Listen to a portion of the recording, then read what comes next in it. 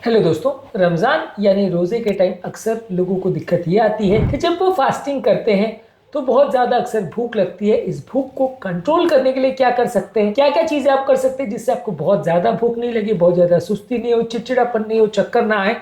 और जब आप शाम को इफ्तार करने जाते हैं या खाना खाने जाते हैं तो आप ओवर ईटिंग ना करें। ये सब चीज़ों के लिए हम क्या क्या चीज़ों को फॉलो कर सकते हैं, आज इन सारी टिप्स पर हम बात करेंगे। रमज़ान के टाइम की भूख को मैनेज करने में ये टिप्स आपके लिए कुछ हद तक मददगार होंगे।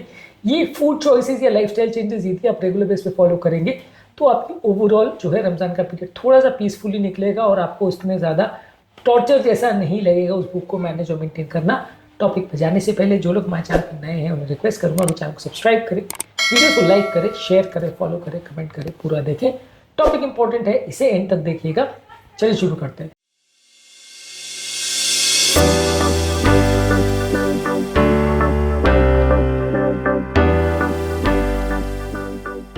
सबसे पहले आपको ये कोशिश करनी है कि जब आप मॉर्निंग में खाना खाते हैं, जिसे सहरी या सुबह टाइम बोलते हैं, यहाँ पे आप फाइबर रिच और प्रोटीन रिच फूड प्रोडक्ट खाएं। जो प्री डॉन आपका मील होता है उसमें आप ज्यादा फाइबर और ज्यादा प्रोटीन वाली चीज खाएं। ये लंबे समय तक आपके पेट को भरा हुआ महसूस कराएंगे। कॉम्प्लेक्स कार्बोहाइड्रेट धीरे धीरे करके एनर्जी रिलीज करते हैं, लंबे समय तक आपके पेट में भरे रहते हैं। इस मामले ओट्स, होल व्हीट ब्रेड या ब्राउन राइस या रोटी या दलिया या मिलेट्स या स्वीट पोटैटो, शकरकंद, स्प्राउट्स, दालें, अंकुरित चीजें, चने, ये सारी चीजें ज्यादा खाइए। ये धीरे धीरे करके आपकी बॉडी को एनर्जी रिलीज करते हैं, जिससे आपका पेट लंबे समय तक भरा रह सकता है और आपको बहुत ज्यादा देर तक भूख नहीं लगेगी।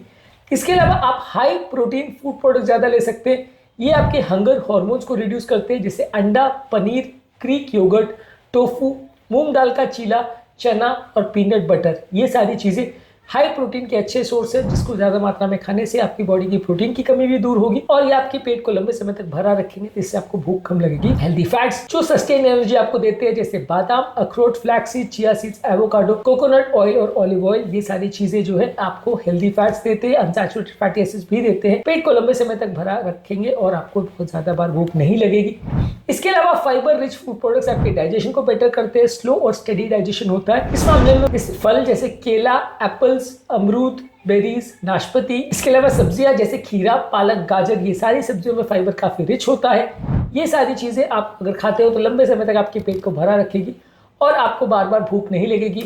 ब्रेड की बनी हुई चीजें, बिस्किट्स, प्रोसेस सीरियल्स और शुगर वाले फूड प्रोडक्ट्स को अवॉइड करिए। ये सारी चीजों से आपको ज्यादा भूख लगेगी। इसके अलावा पानी ज्यादा मात्रा में पीजिए, जिससे फॉल्स हंगर नहीं हो। लगभग 8 से 10 ग्लास पानी आपको पीना है। आप इफ्तार और सुहूर के बीच में, यानी रात के खाने और सुहूर यानी मॉर्निंग के ब्रेकफास्ट के बीच में आपको 8 से 10 ग्लास पानी पीना है। ये हाइड्रेटिंग ऑप्शंस में आप पानी ले सकते हैं, मट्ठा या छाछ ले सकते हैं, कोकोनट वाटर, नारियल पानी ले सकते हैं, लेमन वाटर यानी नींबू पानी और हर्बल टीज ले सकते हैं। इस मामले में आपको चाय, कॉफी और सोडा नहीं लेना चाहिए, आपको डिहाइड्रेट करेगी, फूड की क्रेविंग्स को बढ़ाएगी और आपको बार बार भूख लगेगी। तो ये सारे फूड प्रोडक्ट्स आपको अवॉइड करने चाहिए। इसके अलावा आपको इफ्तार के टाइम यानी शाम के टाइम ओवर ईटिंग नहीं करना चाहिए। ओवर ईटिंग करने को अवॉइड करने के लिए आपको क्या करना है, आप शुरुआत में जब ले रहे हो तो आप खजूर लीजिए, वाटर लीजिए और थोड़ा सा फ्रूट लीजिए। फ्रूट जूसेस नहीं, फ्रूट लीजिए और उसको धीरे धीरे करके खाइए, ताकि आपकी बॉडी जो खाना पेट में चला गया वो फुलनेस को रजिस्टर करे। आप बहुत ज़्यादा नहीं खाओ।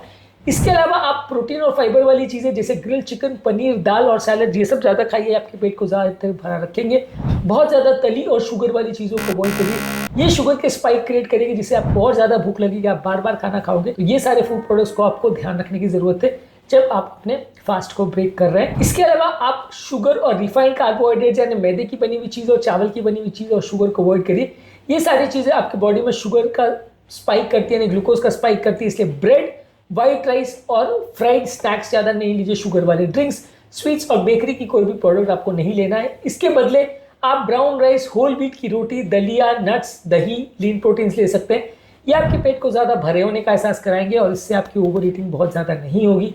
इसके अलावा 7 से 9 घंटे की अच्छी क्वालिटी की नींद भी होना जरूरी है। यदि आपकी नींद कॉम्प्रोमाइज होती है तो भी आपको ज़्यादा भूख लगेगी।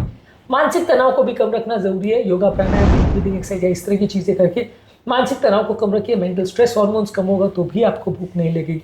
इसके अलावा इफ्तार के बाद शाम के टाइम आप शॉर्ट वॉक कर सकते हैं, लाइट स्ट्रेचिंग एक्सरसाइज कर सकते हैं खाना खाने के बाद। ये आपकी डाइजेशन को भी बेटर करेगा और आपकी क्रेविंग्स को कम करेगा। लेकिन इसके बावजूद भी यदि आपको बहुत ज़्यादा कमजोरी, सुस्ती, चक्कर, उल्टी जैसा लगता है तो इस दौरान आपको फास्ट को तोड़ना पड़ेगा और उस समय डॉक्टर की हेल्प लेने की जरूरत भी पड़ सकती है, क्योंकि ये साइन जो सिम्टम्स सजेस्ट करते हैं कि आपकी हालत बिगड़ रही है और वैसे टाइम पर कंटिन्यू करना फास्ट को डेंजरस भी हो सकता है, जान का खतरा भी हो सकता है। तो ऐसे टाइम पे आप ओवर एग्रेसिव फास्टिंग करने की कोशिश मत करिए, और यदि बॉडी के सिग्नल्स मिल रहे हैं कि हालत बिगड़ रही है तो उसको ध्यान रखिए और उस समय फास्ट को तोड़ दीजिए। रिचुअल फॉलो करने से ज़्यादा ज़रूरी आपकी लाइफ को मेंटेन करना और आपकी हेल्थ को मेंटेन करना ज़रूरी है। अगर आपकी हेल्थ बिगड़ गई तो फिर उसके बाद आप कई दिनों तक फास्ट नहीं कर पाओगे, इसलिए उस पर ज़्यादा ध्यान देना और उसमें कॉम्प्रोमाइज़ न करना ज़्यादा ज़रूरी है।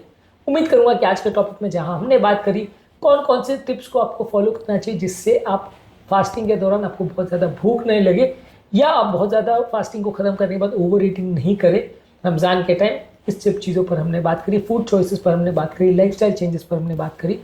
उम्मीद करूँगा कि आज के टॉपिक में कुछ नई बातें जानने को मिली होगी। जो लोग हमारे चैनल पर नए हैं उन्हें रिक्वेस्ट करूँगा कि चैनल को सब्सक्राइब करें, वीडियोज़ को लाइक करें, शेयर करें, फॉलो करें, कमेंट करें पूरा।